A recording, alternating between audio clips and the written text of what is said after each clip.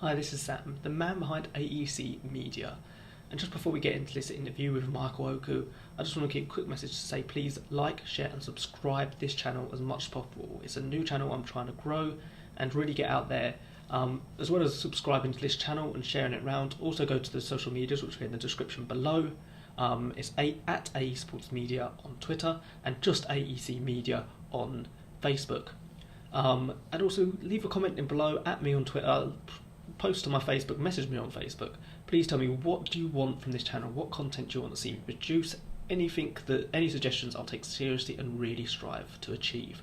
So without further ado, please enjoy this interview with the one and only, the OJMO.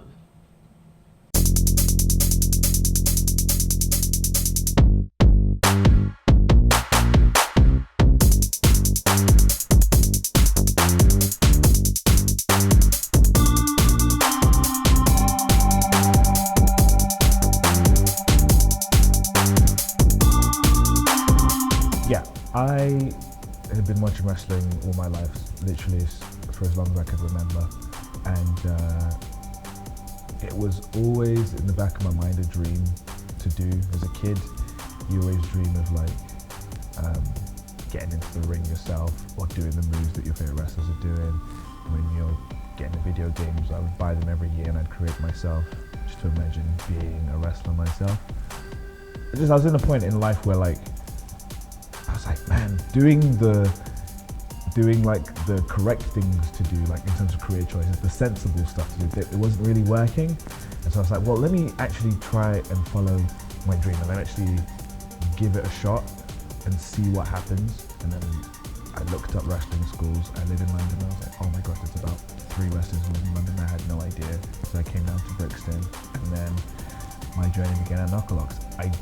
Ironically, as soon as I signed up, the day after, they announced the WWE UK tournament. I was like, interesting. What a coincidence.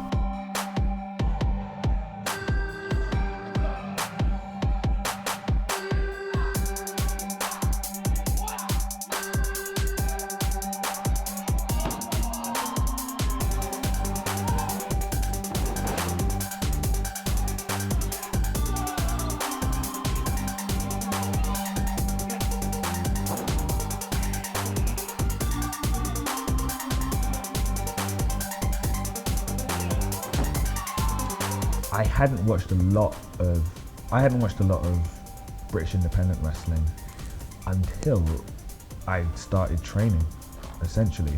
So I wasn't really aware that there was this British wrestling boom, this resurgence that was going on, until I decided to, see who my trainers were, see that they were wrestling on these shows that are drawing 700 people monthly, locally to me, and crowds going crazy, people talking about it online all the time. It's a community that was just happening and big, and not only big but also growing, and I was unaware of it. I think the first show I saw that got my interest, or just popped out of nowhere, might have been a Ring of Honor show. Not a Ring of Honor show, it would have been a Rev Pro show, York Hall, because it was Will Ospreay versus Vader. And I was like, okay. I'd heard of Will Ospreay. I'd seen a lot of his stuff because he was starting to do stuff with New Japan, and there'd just be clips again online. You would just naturally see clips of Will Ospreay. And then there was this match happening with Vader. I was like, well, I'm going to watch that. A lot of the Rev Pro stuff got my intrigue, and then I remember being on Reddit and I saw a video clip that somebody posted of William Regal just quickly making an appearance at a Progress show before it started, just saying, I'm just here popping in, pay no attention to me, I'm just watching the show. I was like, what's William Regal doing at an independent show when he's still working for WWE? And then I saw Pastor William Evo win the Progress World title, saw a clip of that, and I was like, this is amazing. There's something cool happening in British wrestling. I nearly felt bad because I didn't know that it was happening. I was like, I'm supposed to love wrestling so much, but I had no idea that not just in the UK, but in London, there's so many cool things happening. I think the most important thing, or the crazy thing, again, is how much it's changed from 2017 to 2019. let alone from 2007 to 2017.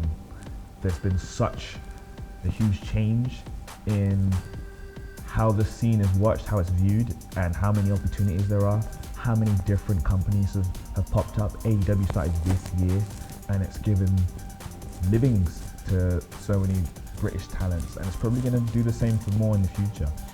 So you can go there, you can go to New Japan, do the same, make a huge splash there. WWE, of course, they've got NXT UK, and then Survivor Series happened, where there were wrestlers from NXT UK wrestling on Survivor Series. So it's amazing how many different choices we have, let alone just being like, there's one place to go to, and that's the Mecca. It's crazy that we could just be like, you know what? I'm gonna look at my options because they are there and see what's best for me. Or maybe I might not sign. Maybe the best option is to stay independent, which is even maybe the craziest thing, that it's possible to make a living while being an independent wrestler in the UK.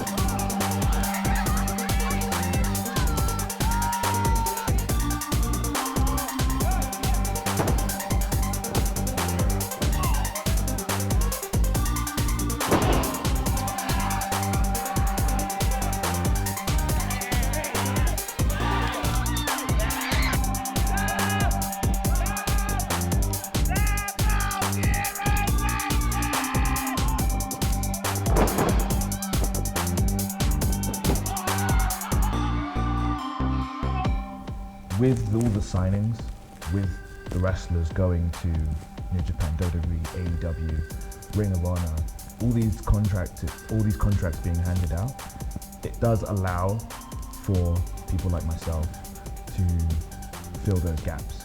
These things need to happen, where there's this cool thing, everything's hot, and then eventually that cool thing will go. But it needs to then build up, and that's what's happening right now. We're in a transition period where things are being built up. And the people who were there enjoying the hotness of British wrestling, which was, you could like monthly seeing like Pete Dunne, who's one of the best wrestlers in the world. You can just go to any show in any random town and probably just accidentally see him, or see a CCK, see a Mark Andrews, Eddie Dennis. But the thing is with these guys is that they've been wrestling for over 10 years to get to that point of being world-class performers, seeing a Keith Lee, seeing an Ishii. We're seeing these dream matches happening, and BritWres got hot maybe in the 2016 area, and I think it brought new fans in. But these fans are seeing these guys for the first time, but these guys have been grafting when they were, nobodies essentially. Whereas you're now seeing people who are fairly new to the scene. If I talk about myself, I'm now put in this position. I'm put in a position that these guys were in, like last year, but it took them 10 years to get to there, and I'm there 2 years in. It's terrifying. It's absolutely terrifying. In terms of 2019, if I was to make a list of like blue skies, huge optimistic goals I want to do for this year, it would not have been wrestling a finalist of the Best of Super Juniors, winning the British J Cup, wrestling Pac twice, beating Pac, and that's just a few of the things I could think of. Wrestling in a national stadium in Ireland, main event in a chapter show. I would have never put all these things on my list because I've been like, that's ridiculous, but they all happen. So it's not lost on me how crazy this year has been. I do feel very fortunate, but then at the same time there's that bit of pride of feeling like I earned it. I think what makes Knucklelocks stand out from other schools is that we're here to make wrestlers. That's what Daryl would always say when he's starting the beginner's course. Many times over he'd say, we're here to make wrestlers. And I feel like that's the most important thing when you go to train, is to train on to focus on your wrestling, to get good at wrestling. That's the way the scene's going to thrive. That's the way we're all going to get better. I think people like myself, like Connor Mills, Dave Francisco, Joseph Kepka, the NIC, Billy Hayes, the guys who are talking about being in the future, Nino, who's just going to be rich when he's like 20. You know, that's the people that we're creating here. This period where we're going out there, me and Mills, like I said, Dan Maloney, where we're getting these huge opportunities to be in top positions on cards around the country. We're gonna get better. We're going to reach the level, maybe even exceed the level of some of the wrestlers that were there before us. And if the wrestling fans stick with us, there'll be another boom period, for sure.